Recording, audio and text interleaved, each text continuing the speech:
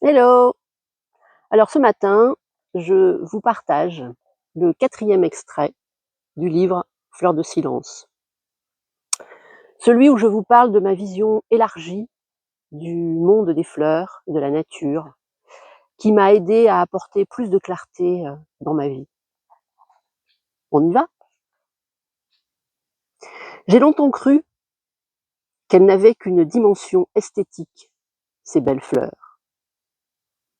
Qu'elles étaient juste là, pour décorer un salon, une salle de réunion ou des tables pour un mariage. Pourtant, les fleurs sont la sagesse de la nature, exprimant toute la bonté et la beauté du monde,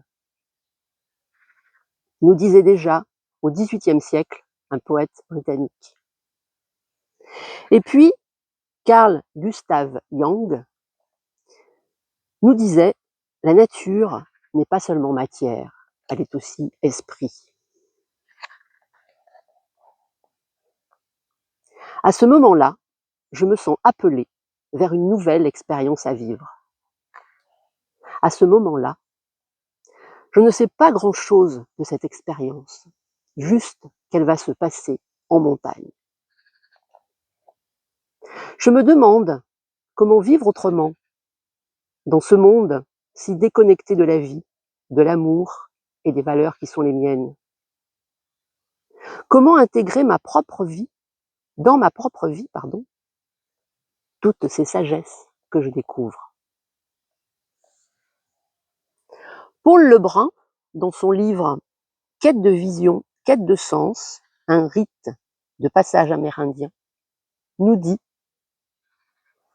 on vient faire une quête de vision pour toutes sortes de raisons. Elle s'adresse à ceux qui ont besoin de plus de clarté concernant le sens de leur vie. Départ de la maison, changement de carrière, divorce, retraite, perte d'un être cher, remise en question.